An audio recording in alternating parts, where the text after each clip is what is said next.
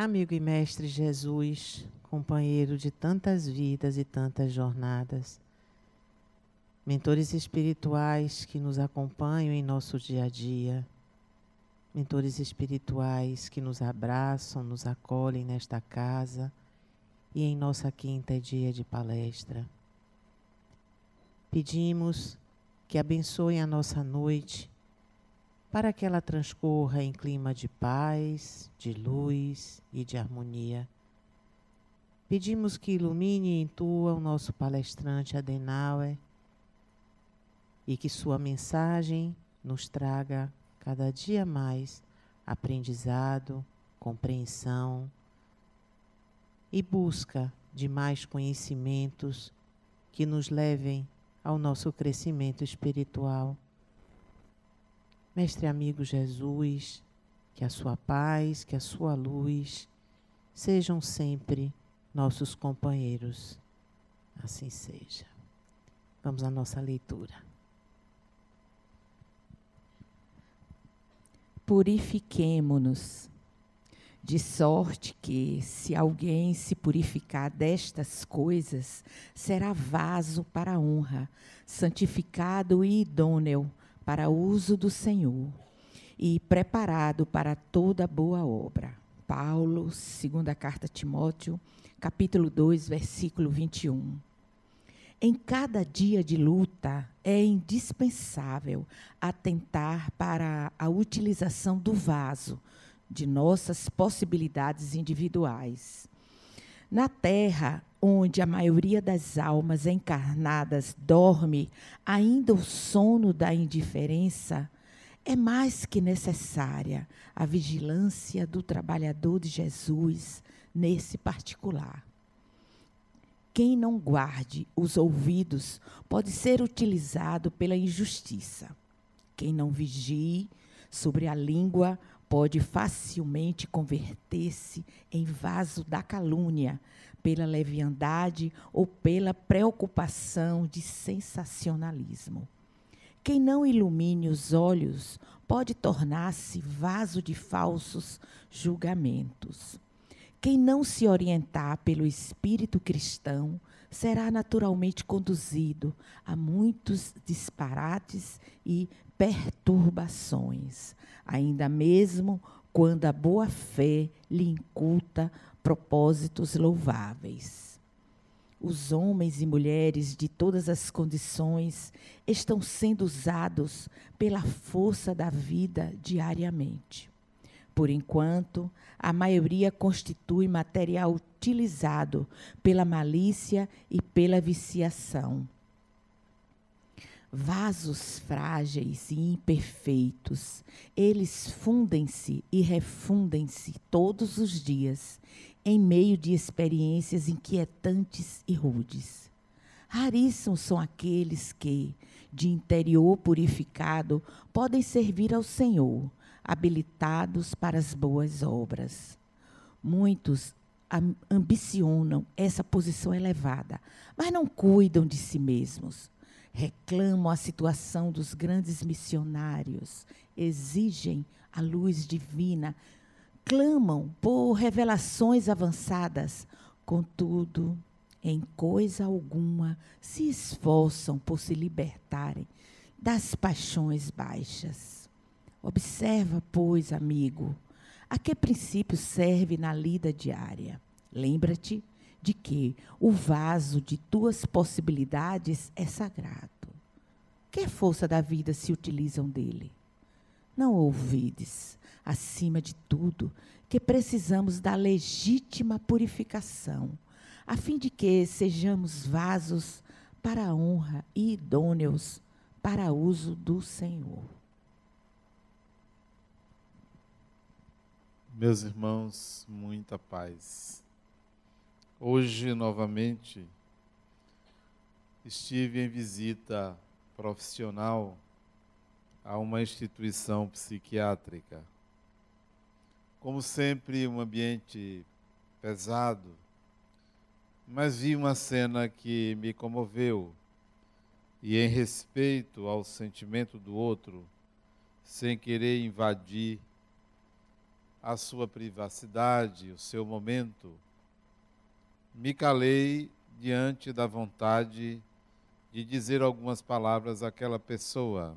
Na semana passada, assisti a uma internação compulsória de uma pessoa que estava em fase de intensa mania, eufórica e certamente obsidiada. E hoje eu a vi lendo um livro e chorando copiosamente. Ali estava alguém diante de um drama íntimo, diante de um drama profundo, internada, compreendendo as limitações, a perda da autonomia, não conseguia resolver o seu conflito. Mas por desconhecer, por não querer invadir o momento dela, por estar numa instituição em companhia de um outro paciente, nada lhe falei, mas dirigi uma prece para ela. Saí da instituição, de um lado, contente porque dei alta ao meu paciente, mas preocupado com aquela criatura. Que destino o ser humano constrói para si mesmo? O que falta? O que deve cada um de nós incluir no seu repertório de ideias para conter todo esse drama, toda essa incógnita, esse mistério que é a própria vida? O que devemos inserir? O que devemos colocar dentro de nós para conter isso? Perguntei-me, como é o mundo sem o Espiritismo ou sem os conceitos espíritas que cada um de nós deveria integrar? Como é a realidade de uma pessoa que não compreende a própria condição de espírito? Como vive alguém que não consegue lidar com toda a gama de fenômenos que envolve a realidade espiritual? E ao mesmo tempo me respondo, o mundo, a mente humana, que não consegue compreender as invasões psíquicas, as invasões espirituais, tudo que brota do inconsciente, tudo que é influência espiritual, deve criar um mundo pequeno, intensamente forte, coeso, rígido, para conter e proteger-se. Proteger-se de si mesmo, proteger-se do próprio passado, proteger-se dos fantasmas que inundam a consciência. Então, é um mundo bem menor. Como um castelo numa cidade. O castelo é um ambiente fechado, extremamente fortalecido. As pessoas ali não saem a qualquer hora. Tem um sistema de comunicação estreito com o mundo externo. Então, a mente humana, ou a mente de uma pessoa sem a consciência do espiritual, é como um castelo, como uma fortaleza fechada, restrita, limitada, extremamente protegida de si mesmo, cheia de fantasmas que podem a qualquer momento invadir aquela fortaleza. E como é então a mente de uma pessoa que compreende, tem consciência da sua imortalidade, tem consciência da existência dos espíritos, que sabem que são pessoas, não podem tudo, não destroem tudo, não são capazes de quebrar as leis de Deus? Como é essa mente? É uma mente flexível, aberta, que se expande, que cresce, que aprende, que se desenvolve, que vai além dos muros estreitos de uma fortaleza, porque toda fortaleza tem um ponto vulnerável. Tem um ponto onde o malfeitor, o ladrão, o invasor vai penetrar por ali e minar aquela estrutura toda. Quanto mais você se protege do espiritual, mais você se torna frágil exatamente a ele, porque não há como conter, não há como impedir o desenvolvimento da consciência de que todos somos espíritos. É impossível a qualquer um de nós impedir que haja essa consciência. Não é uma questão de crença. Pode-se acreditar em algo e desacreditar. Pode-se assistir até uma religião ter o seu apogeu e desaparecer. Mas não se pode conter o desenvolvimento, a evolução do espírito, porque é algo inexorável, improvável que haja algo que impeça esse desenvolvimento. Então, a consciência de alguém que admite que apropriou-se da realidade espiritual é mais flexível. Adoece menos. Não me refiro às doenças do corpo, às doenças da alma, que são muitas. Anteontem, eu preparava um relatório de um paciente meu que tinha sinais de demência, não tinha total propriedade do eu, perdia com facilidade essa consciência. E ao preparar o relatório, eu tinha que procurar um CID, uma numeração, uma classificação para que o relatório tivesse consistência em juízo. E folheando as doenças, eu pude perceber o quanto nós nos tornamos pessoas anormais por não compreenderem o que é a normalidade humana. Adoecemos porque não aceitamos a nossa própria antinomia interior, a nossa própria dificuldade de compreensão de si mesmo. Por não nos compreendermos e querermos nos enquadrar num modelo, num padrão, a gente se acha ou se torna doente. E nesse mesmo dia, eu tinha que escrever para o jornal. Eu tenho uma coluna quinzenal. E eu ia escrever sobre psicopatia, porque estava estudando esse tema. Eu adoro estudar doenças mentais. Quando você começa a perceber o que é uma doença mental, você entende a riqueza que é o ser humano. Mas quando eu ia escrever sobre psicopatia, que já tinha muito escrito, só ia sintetizar, me veio na mente um outro tema sobre a tentativa nossa de resolver problemas psíquicos com remédio, com uma pílula. E o título da coluna foi Indústria Perversa, porque é uma perversidade você dar um remédio, um psicofármaco a uma criança, é uma perversidade. A criança é diagnosticada como hiperativa e toma-lhe remédio psiquiátrico para uma criança. É o cúmulo, é um absurdo isso. Não se cura, principalmente porque aquilo não é uma doença, é uma tentativa de se livrar de um processo de educação, do incômodo. É a preguiça que entrega a uma substância que vai trazer efeitos colaterais danosos àquela personalidade ao longo do tempo. Quando nós nos apropriarmos da condição de espíritos, nós não vamos estar sujeitos a isso. Nós não vamos perder o endereço de ser espírito, porque nós perdemos, nos envolvemos de tal forma num medo absurdo de enlouquecer que acabamos nos enlouquecendo. E lá, diante daquela mulher, ao passar ao lado dela com o meu paciente, eu disse, se ela tivesse consciência, ela não estaria nesse choro, ela não estaria sofrendo. O sofrimento é uma escolha.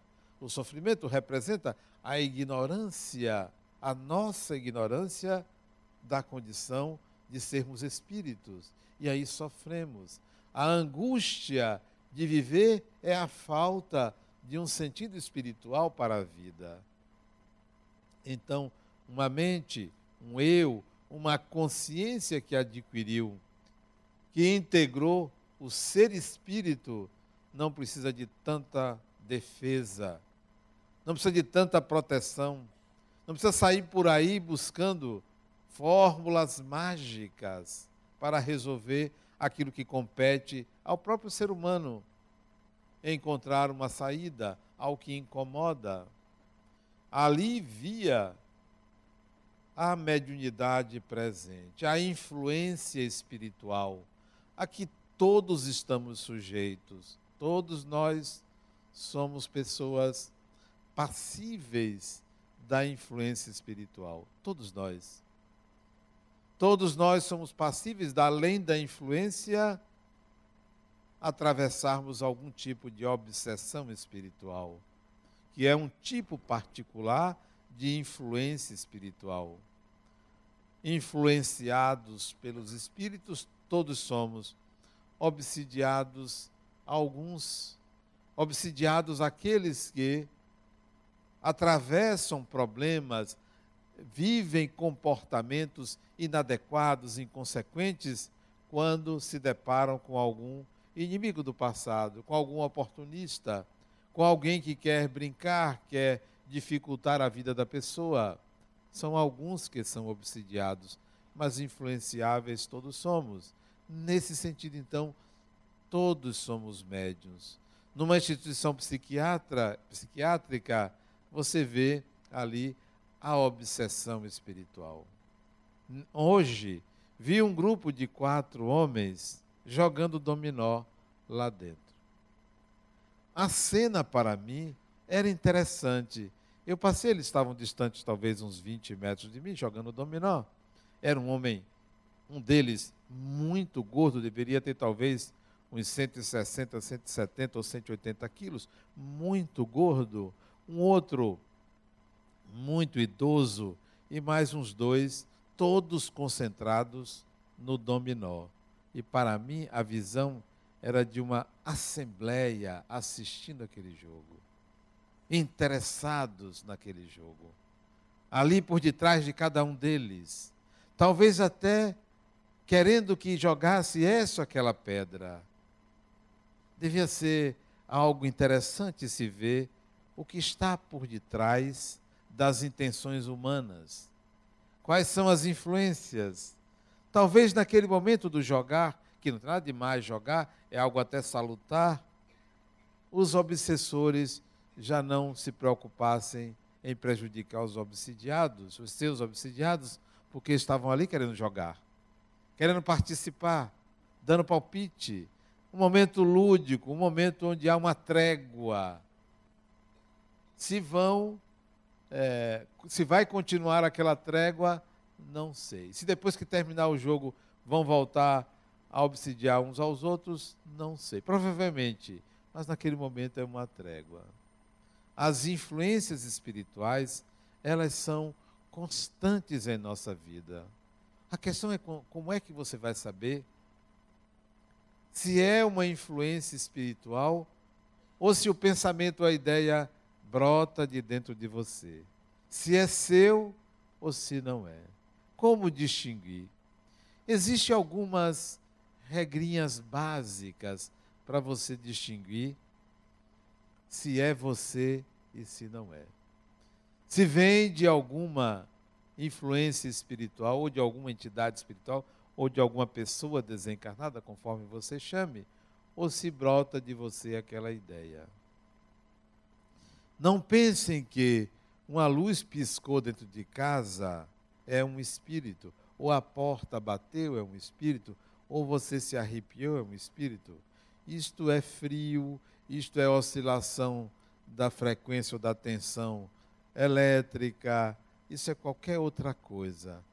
Espíritos que ficam fazendo isso são aqueles que não têm o que fazer e se aproveitam da credulidade de alguns. É muito raro isso acontecer. A maioria influencia sutilmente. Não pense que os espíritos que fazem esse tipo ou geram esse tipo de fato, de ocorrência, estão ali brincando. Se fazem isso, é parte de um processo maior de perturbação de uma casa. Não é um momento ou outro. Não pense que por você achar que um vulto passou, você está vendo espíritos. Até porque ver espíritos é um acontecimento raríssimo. Raríssimo. Se alguém disser a você que está vendo espírito toda hora, está fantasiando. A vidência é um tipo de mediunidade que só acontece quando o espírito quer se mostrar e o médium possui esse tipo de faculdade. É raro, não é para todo mundo. Então, o vulto que você viu, vá lavar os olhos. É melhor. Ou então, vá fazer exame de vista, porque não é assim que acontece. Para distinguir um tipo ou uma forma de você distinguir, se você é uma pessoa que tem um forte desejo de escrever, uma vontade, você não tem hábito, mas tem uma vontade muito grande de escrever. Pega um lápis, um papel, um caderno ou algum lugar para escrever e escreve alguma coisa cujo conteúdo você não seria capaz de produzir. Não seria capaz. E para você saber que você não seria capaz, dê a outra pessoa para ler. Porque a pessoa pode perceber que aquele produto não veio de você. Uma vez, uma pessoa me deu umas mensagens psicografadas desta forma. Deu uma vontade muito grande de escrever, o braço dele tremia, ele então começou a escrever. E me apresentou mais de 2 dezenas de mensagens. Foi lá no centro, isso deve ter uns 15, 20 anos, e me levou essas mensagens, me pediu que eu analisasse. Eu li uma por uma, e disse a ele, fulano, dei a ele um prazo, na próxima semana você venha, e eu vou lhe dar uma resposta sobre o que eu acho dessas mensagens. Quando ele voltou, eu disse, olha, essas mensagens não são desses espíritos que você colocou os nomes aqui. Você seria capaz, eu lhe conheço, de escrever tudo o que está aí. Não se parece com a personalidade desse determinado espírito que você botou o nome aí. Tudo é produto seu. E ele se zangou comigo. Ficou sem falar comigo há alguns anos. E ele foi com a noiva dele, agora que eu me lembrei, ele foi com a noiva dele e ela insuflava ele dizendo que ele seria um médium famoso. Obsidiada, fascinada, querendo pegar o rapaz, né? Então, você, para pegar alguém, você tem que elogiar, admirar a pessoa. Tem que admirar. As mulheres costumam dizer isso. Eu não posso gostar de uma pessoa que eu não admiro, como se a admiração fosse o X da questão. Claro que você pode amar alguém que você não admira, porque a admiração é projeção, amor é sentimento, não é projeção. Mas deixando isso de lado, ele ficou zangado comigo, ela saiu dali reclamando por que ele me apresentou as mensagens. Anos depois, hoje ele é palestrante espírita, anos depois ele disse, Adenal, você tinha razão, tudo aquilo era animismo. Para que seja de algum espírito, tem que ter um conteúdo superior à sua capacidade de escrever, ou que tem informações que você desconhecia. Informações que você desconhecia, que você não sabia, com nomes, datas, detalhes que só outra pessoa pode testemunhar como verdadeiro. Aí eu digo, isso não é seu. Porque chegar e escrever um texto, o amor é lindo, veio de uma entidade espiritual elevada, grande coisa, o amor é lindo. Escrever mesmice, a mesma coisa que todo mundo escreve, mensagens bonitas, que qualquer um, se parar um pouquinho, pode escrever, qualquer ser humano. Porque o amor é isso, o amor é aquilo, o sentimento, o verão, as flores, o outono, não sei o que lá, a água que corre, o passarinho que voa. bocado de coisa que não pode vir. O espírito não vai perder tempo, a não ser que esteja mistificando, contribuindo para você acreditar que você está produzindo algo de fantástico. Lembro-me que quando eu comecei o Joana de Ângeles, eu psicografei durante pelo menos 3 anos várias histórias. Joguei tudo fora. Eu digo, olha, eu seria capaz de fazer isso. Joguei tudo fora. Não tem valor. O espírito deve ter se decepcionado comigo. Problema dele. Problema dele. Não vou escrever mesmice. Eu só vou escrever aquilo que eu acho que devo, compatível com a minha capacidade, meus conhecimentos. Se é seu, me traga novidade, algo diferente, algo que não seja igual ao que está aí.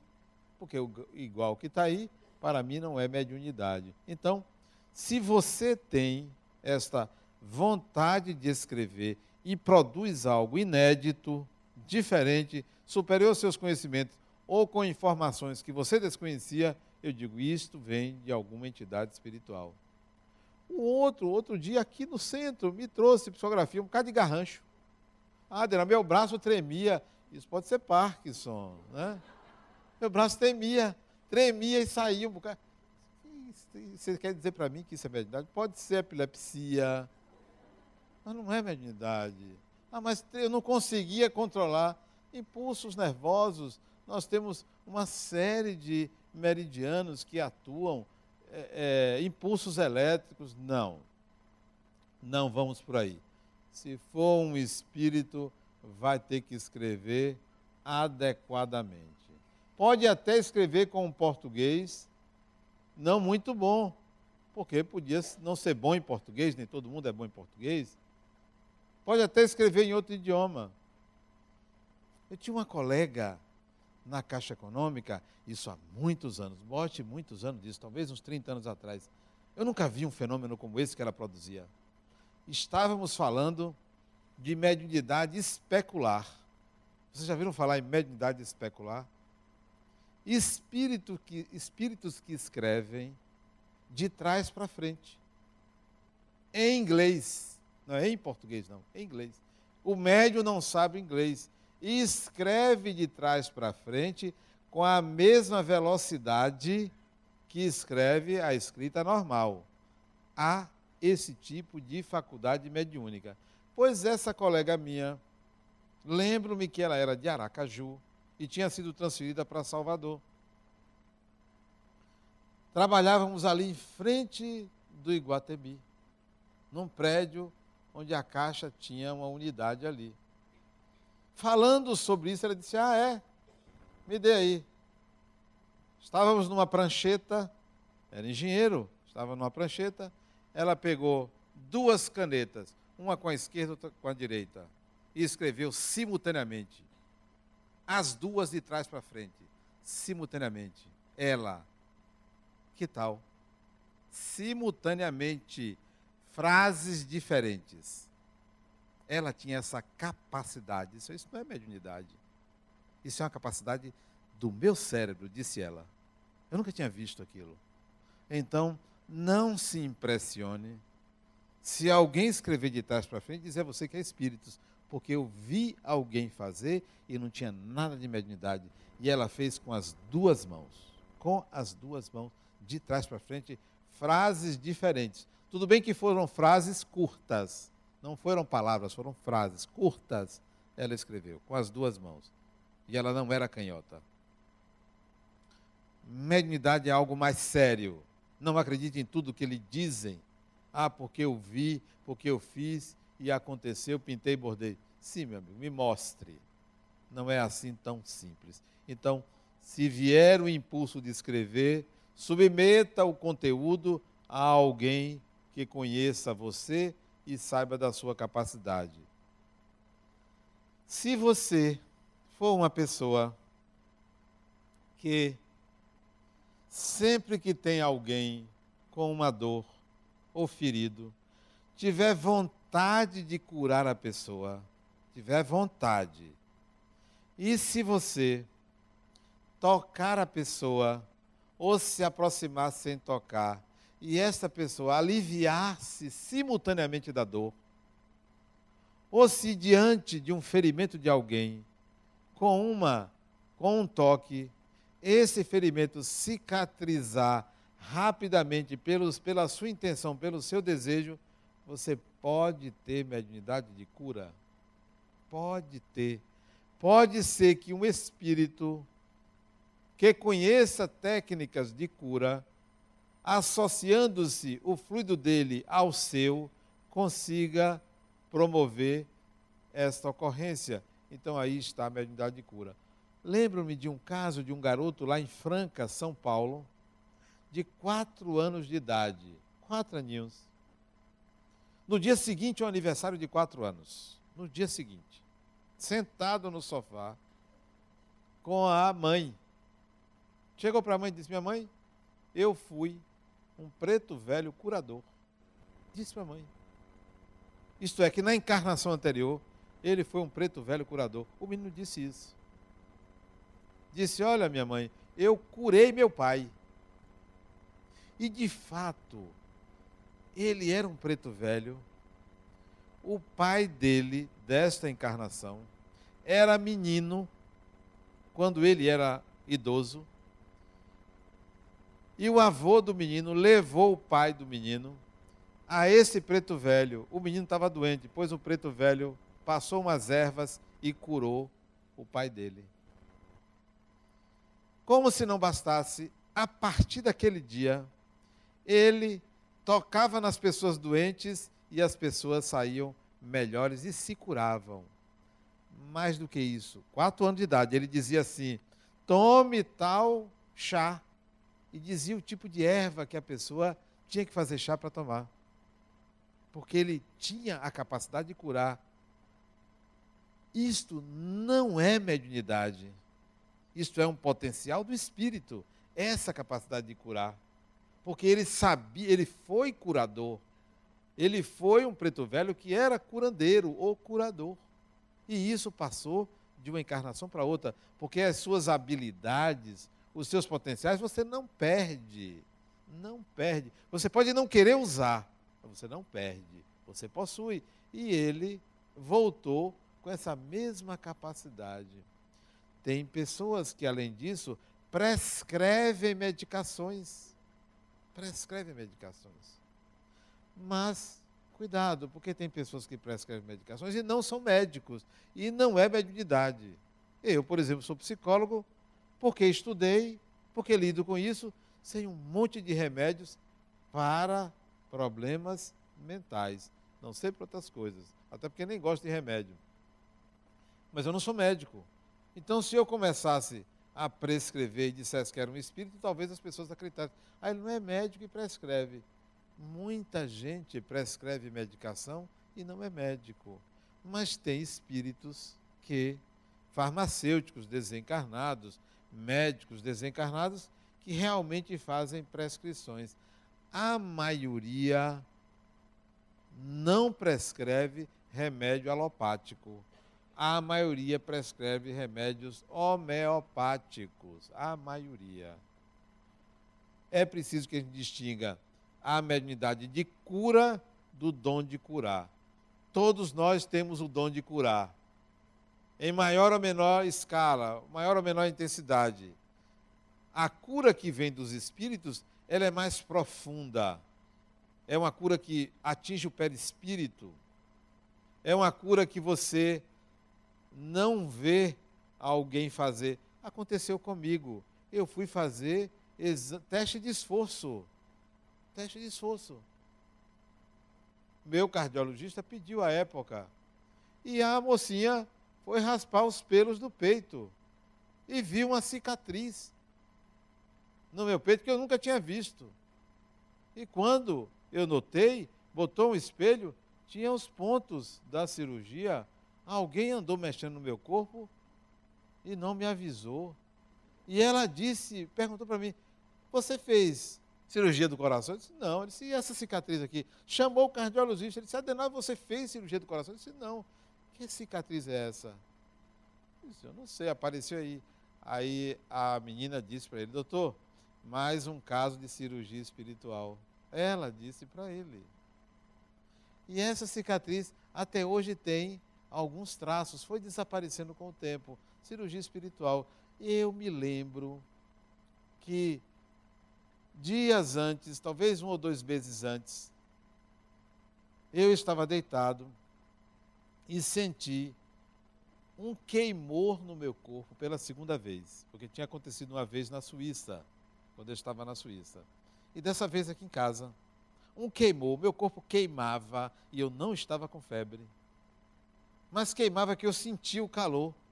Parecia que eu estava numa estufa não, como é o nome daquilo que a gente faz? Sauna. Parecia que eu estava numa sauna, quente, muito quente. Eu acho que foi aí que mexeram no meu coração. Foi aí que fizeram alguma coisa para consertar o que eles fizeram de errado. E aí consertaram, e ela viu a cicatriz. Então isso é cirurgia espiritual feita por alguma entidade espiritual. Existem médiuns de cura, médiuns que os espíritos aproveitam os fluidos para promover essas curas, independentemente do dom de curar. Se vocês me perguntarem, você acredita que um espírito pode fazer isso? Eu não tenho dúvida. Eu não tenho dúvida, porque já vi isso e já senti isso em mim mesmo, sem que eu fosse procurar. Eu prefiro que não aconteça comigo, eu prefiro ir ao médico. Eu prefiro ir ao médico. Confio nos médicos, mesmo sabendo que eles podem errar. Se um médico errar comigo, eu mereço. Eu mereço. Por isso que eu vou a qualquer médico, porque eu acho que o que vai acontecer comigo é meu merecimento. Eu tenho alta confiança nos médicos e aconselho nós a termos essa confiança, mesmo sabendo que alguns são despreparados. Mas se um médico for despreparado, fizer aquelas faculdades meia boca, trabalhando de motorista num turno, motorista de táxi num turno e médico em outro, ou tendo 1000 plantões sem tempo para estudar, e você for, todo médico é acompanhado por um bom espírito, mesmo que ele não mereça. Por você, todo médico tem uma companhia espiritual, por seu merecimento, para que você não esteja submetido àquilo que você não merece. Então, não tenha receio de médico. Só se preocupe se ele prescrever medicação psiquiátrica sem você precisar. Ou se ele quiser empurrar para você antidepressivo, porque antidepressivo é placebo. Fora isso, mediunidade é algo mais explícito. Se você tiver constantes pensamentos, a revelia da sua vontade de tê-los, ideias que você não concorda, desejos e impulsos que você não consegue controlar e que você não quer que aquilo aconteça, desconfie de alguém ao seu lado pensando com você, desejando ou passando para você. Isso se for muito intenso.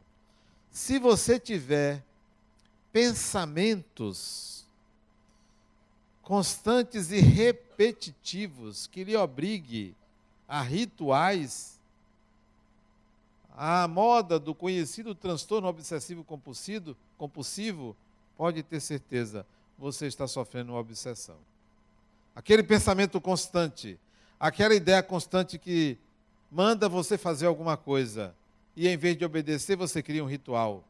Reza não sei quantas Ave-Marias, Pai Nosso, pode ter certeza que tem alguém lhe obsidiando, porque rezar dessa forma não vai resolver. Outro dia, onde foi? Alguém me perguntou, foi ontem? Foi ontem. Foi anteontem, a idade já me permite esquecer. Mas foi um dia desse, isso não é transtorno psíquico. Denal, eu estou com um pensamento constante na minha cabeça. A todo momento vem esse pensamento. Vem o pensamento que eu sou, mas eu não sou. E ele disse o que o pensamento dizia que ele era. Mas ele disse, eu não sou isso, mas o pensamento fica me perseguindo. Fui ao médico, ao psiquiatra, me prescreveu uma medicação, um ansiolítico, mas não adianta. Passa um pouquinho, olha o pensamento dizendo que eu sou, e eu não sou. Ele disse, criatura, Se está dizendo que você é, aceite que você é, porque todos nós somos. Por que você não é? Todo ser humano pode ser isso.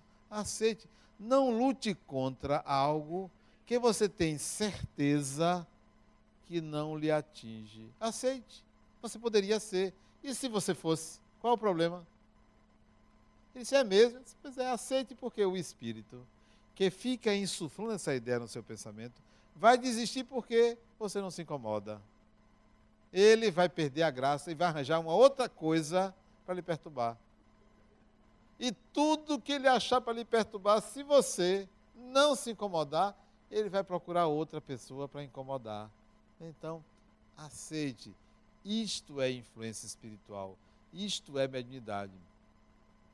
Se você, em algum momento, sentir vontade de falar, de chorar, não sendo mulher, vontade de chorar, porque mulher chora por tudo, né?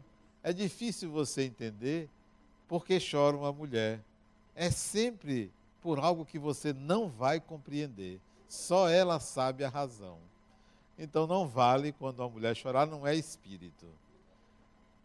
Mas se você sentir alguma vontade de falar, algo que veio à sua mente despropositado, algo que não lhe diga respeito, algo que não seja do seu interesse, que divija das suas ideias naquele momento e que você tenha um leve torpor ou saia da consciência no fenômeno do transe, isto certamente é influência espiritual, conhecida com o nome de psicofonia ou incorporação mediúnica.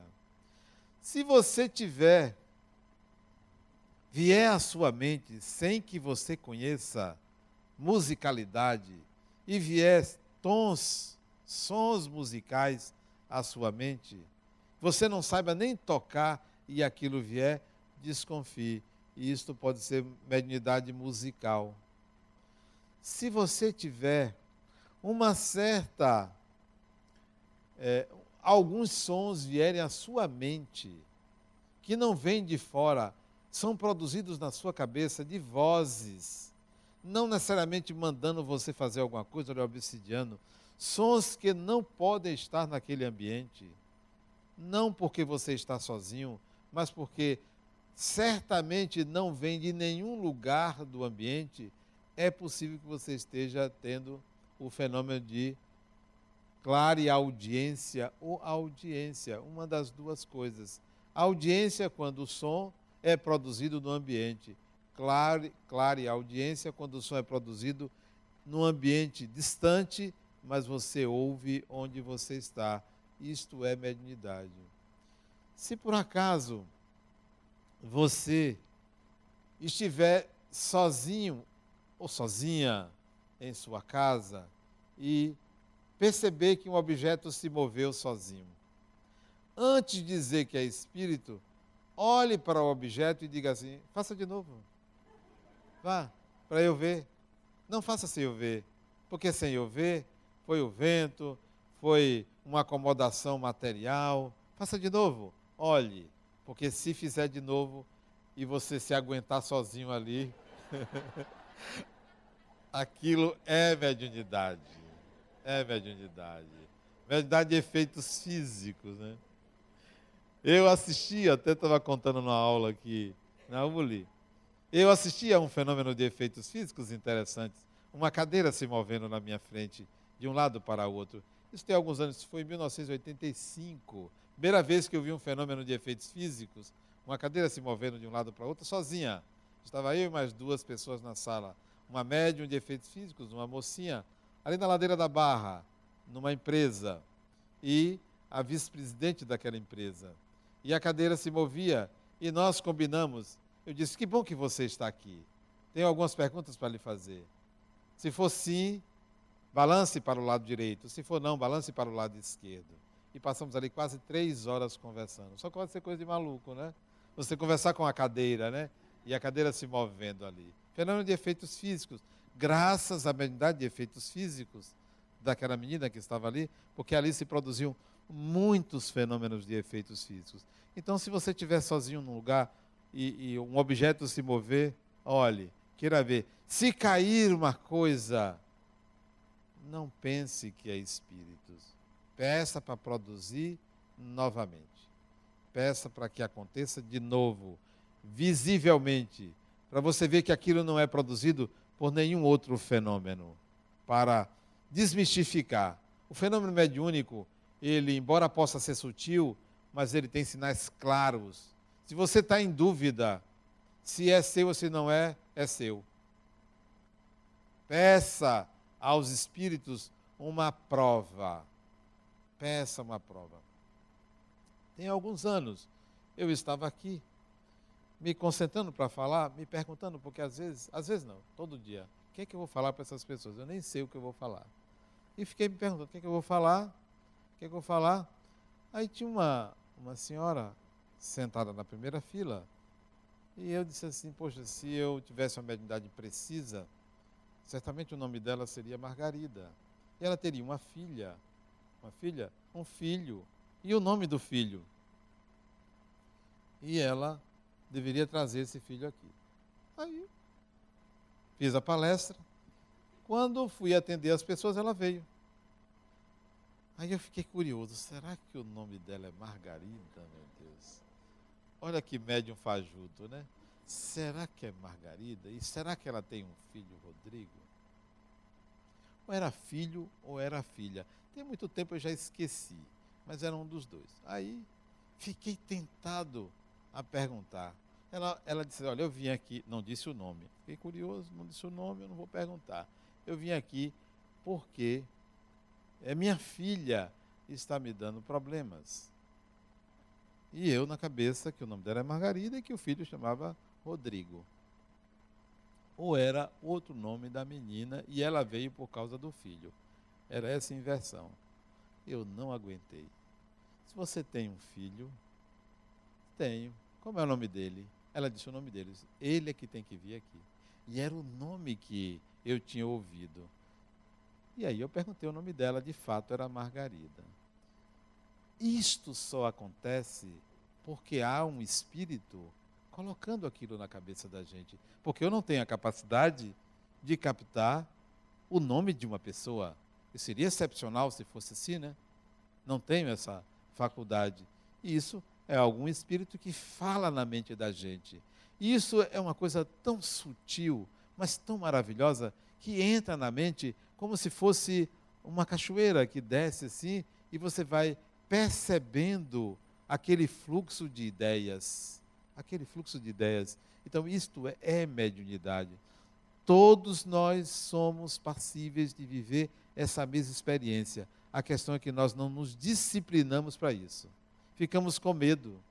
Ou ficamos querendo algo muito mágico e extraordinário que aconteça. O fenômeno é sutil. Só é explícito quando for de efeitos físicos. Porque a maioria das influências espirituais é de efeitos intelectuais. É algo que se processa, que vem do inconsciente para a consciência. Que nasce, que brota como se fosse uma fonte que jorra de algum lugar e acende a consciência. Isso é o fenômeno mediúnico. Ele está presente em todos os momentos de nossa vida. Nem todo mundo tem o mesmo tipo de mediunidade. São vários os tipos. Uma mediunidade que eu acho fantástica é a mediunidade em que a pessoa recebe cartas de seus entes queridos. Para mim, é uma das maiores provas da imortalidade, é um médium psicografar uma carta de uma pessoa que veio ali pela primeira vez, e ele mostra, e ele apresenta uma informação que só era do conhecimento daquela pessoa. Nesse particular, eu me lembro de uma psicografia de José Medrado. Fantástica psicografia. Ele estava à mesa, ao lado de meu amigo Djalma Margolo. Os dois falando mal de mim. Meus amigos, brincando. De repente, Medrado disse assim, Djalma, me dá a caneta aí. psicografou uma carta para uma pessoa. Psicografou, deixou ali, voltou a falar mal da pessoa. Brincadeira. Mas a carta era verdadeira. A mediunidade não precisa daquelas concentrações, apaga a luz, faz isso, faz aquilo, treme daqui, treme dali. Nada disso. É um fenômeno simples. O médium tem uma faculdade capaz de captar aquele pensamento em sintonia com aquele espírito. Produz-se o fenômeno. E a pessoa, quando recebeu a carta, viu informações precisas, que não tinha como ele saber, nem conhecia a pessoa. Veio do filho dela para ela. Isto é mediunidade. Mediunidade precisa. Poucas pessoas no Brasil, melhor dizer, no mundo, têm esse tipo de faculdade. Poucas pessoas. No Brasil, que eu conheça, tem uma dúzia no máximo, que tem esse grau de precisão. A maioria são mensagens históricas, doutrinárias, mensagens de consolo, mensagens de autoajuda, mas com essa característica de precisão, são poucos. Isto é mediunidade. Outros têm outros tipos de mediunidade. Mediunidade de pintura, mediunidade musical, como eu falei, mediunidade poética, mediunidade de inspiração, mediunidade a de cura, mas com o caráter de cirurgia espiritual. Outros são médiuns que trabalham mais o aspecto da visão espiritual, veem o mundo espiritual. Outros têm uma mediunidade que eu acho interessante. Todas as pessoas que sonham muito com desencarnados, com quem já morreu, sonham muito, é um tipo de mediunidade. Sonhar com pessoas que já desencarnaram. O pai, a mãe, o avô, a avó, o irmão, a irmã, o filho. Se sonhar muitas vezes é um tipo de mediunidade. Tem pessoas que exercem a mediunidade durante o sono. Durante o sono. Hoje mesmo, uma pessoa me mandou um sonho. Só que o sonho dela foi um fenômeno mediúnico. Ela não atentou para isso. Ela sonhou. Olha o sonho dela. Como ela não está aqui, eu vou contar. Nem vou dizer o nome dela. Ela sonhou que ela estava em casa, acordou, isso no sonho, viu uma pessoa procurando uma coisa na gaveta da cômoda dela. Procurando, abrindo a cômoda. E ela aí foi reclamar com a pessoa, por que a pessoa estava abrindo a cômoda, as gavetas. E a pessoa se virou para ela e, de uma forma agressiva, disse, eu faço o que eu quiser. Quando a pessoa disse isso, ela tomou um susto e acordou. Sinceramente, ela esteve diante de alguém que estava ali, desencarnado, que estava ali no quarto dela. Que estava ali procurando alguma coisa, amando de alguém, desrespeitando a privacidade dela. E ela foi acordada pelo sonho.